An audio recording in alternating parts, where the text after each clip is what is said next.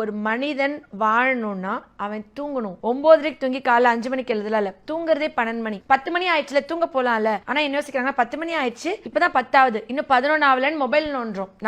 நீங்களே எடுத்துக்கோங்களேன், 11 மணி 11 தான் ஆகுதா? அதாவது சாதாரணமா ஒரு பயாலஜிக்கல் கிளாக்ல மைண்ட் செட் எப்படி இருக்குன்னா, இன்னும் 12 ஆகல, 12 ஆயிடுச்சு, தூங்கணும். இது வந்து ரொம்ப மாறி வருது. இந்த மாதிரி தூக்கமின்மை நம்மளுடைய தலைமுறையை அழிச்சிடும். நீ வாழணும்னா நீ தூங்கணும். 3 ஸ்டேஜ் ஆஃப் ஸ்லீப் இருக்கு. நான் படுத்த உடனே ஃபர்ஸ்ட் 90 மினிட்ஸ் நல்லா ஆழ்ந்த தூக்கம் போவேன். அப்புறம் மிட் ஸ்லீப், அப்புறம் ரேபிட் ஐ மூவ்மெண்ட் ஸ்லீப். அதாவது கண்ணு ஆடிட்டே இருக்கும், கனவு நிலையில இருப்போம் விதிகாலையில். அந்த டைம்ல இந்த ரேபிட் ஐ மூவ்மெண்ட் ஸ்லீப் வந்து ஒருத்தவங்களுக்கு தொடர்ந்து 3-4 நாளுக்கு ஒழுங்கா தூங்காம கண்ணை மூடின மாதிரியே இருக்கு, ஆனா நான் தூங்கவே இல்லை, எனக்கு ஓடிட்டே இருக்கு, சுத்தி இருக்க சத்தம் கூட கேக்குது அப்படின்னு ரேபிட் ஐ மூவ்மெண்ட் ஸ்லீப். இந்த மாதிரி தொடர்ந்து 3 நாள் ஒரு ஆள் போயிட்டாங்கன்னா அதுக்கப்புறம் ரொம்ப டயர்ட், சோர்வு, மனப்பதட்டம், கோவம், அப்புறம் அழுகழுகியா இருக்கிறது, ஒரு டிப்ரெஸ்டான ஒரு ஃபீலிங் வந்து அவங்களுக்கு வர ஆரம்பிச்சிடும். அந்த உடம்பு வந்து அதுக்கப்புறம் அவங்களால தாங்க முடியாது.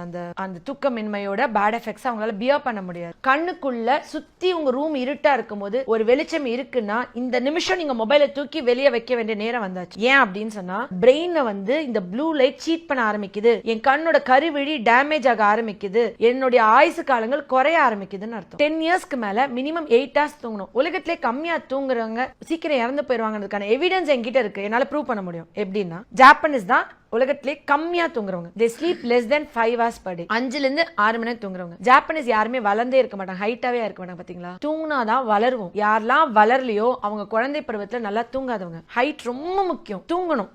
அதனாலதான் மோஸ்ட்லி நீங்க பாருங்களேன், நல்லா தூங்குறவங்க ஹைட்டா இருப்பாங்க, தூங்காதவங்க வளர்றது கம்மியாகும். ஆனா அவங்க தூங்காதல ஒரு நியாயம் இருக்கு, ஒரு தர்மம் இருக்கு. எறும்பை விட வேகமா வேலை பாக்குறவங்க அவங்க வந்து அவங்களுக்கு ஒரு டிசிப்ளின் இருக்கு, ஒரு பிரின்சிபல்ஸ் இருக்கு. என் குழந்தை நல்லா தூங்கணும்னா ஒரே ஒரு டிப்ஸ் இருக்கு. காலையில எந்திரிச்சதுல இருந்து ஈவினிங் வரைக்கும் நம்ம வந்து வீட்ல எல்இடி லைட்ஸ், அதுல தான் மொபைல் ஆன்லைன் கிளாஸ் பாக்குறோம், அதுல தான் படிக்கிறோம், அதுல தான் வேலை பாக்குறோம், அதுல தான் சாப்பிடுறோம். ஆனா அந்த குழந்தைக்கு தூக்கம் வரல. என் குழந்தை நல்லா தூங்கணும். காலையில 10 நிமிஷம் நேச்சுரல் சன்லைட் பாக்குற மாதிரி டைரக்ஷன்ல பனியனோ ஷர்ட்டோ கழட்டிட்டு, இல்ல முட்டி வரைக்கும் லேடிஸ் புடவை தூக்கி விட்டு உட்காந்து அந்த சன்லைட் அவங்க உடம்பு பட்டுச்சுன்னா நைட் சூப்பரா தூக்கம் வரும். ஏன்னா என் உடம்பு சிர்காடியன் ரிதம் சொல்லுவோம் இல்லையா, biological clock, day night, LED லைட்லயே மார்னிங் டு நைட் வரைக்கும் இருக்கிறோம். கார்ல வருவோம், எங்கயாவது வெளியே எந்த டைம்ல சன்லைட் அப்சர்வ் பண்ணுவோம்?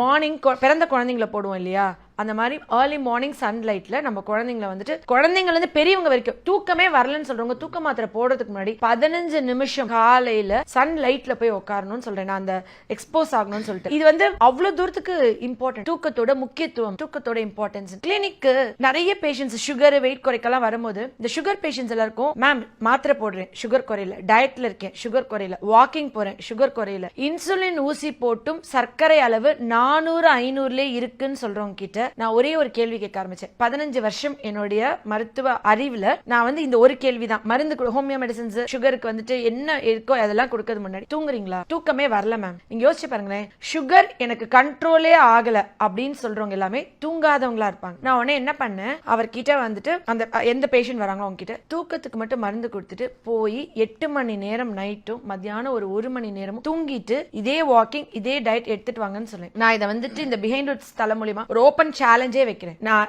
8 மணி நேரம் நைட் தூங்கிட்டேன், மத்தியானம் 1 மணி நேரம் தூங்குறேன், எனக்கு சுகர் 200 மினிமம் 140-170 மெயின்டைன் ஆகலன்னா எனக்கு எழுங்க. தூங்கும் போதுதான் என் தலையிலிருந்து கால் வரைக்கும் என் உடம்புல இருக்கிற செல்ஸ் ரிப்பேர் ஆகுது. தூக்கம்ன்றது சாதாரணமா 2 நாள் தூங்கல மச்சான், இல்ல நான் தூங்கலப்பா, டெலிவரி ஆன லேடிஸ் எல்லாம் பாத்தீங்கன்னா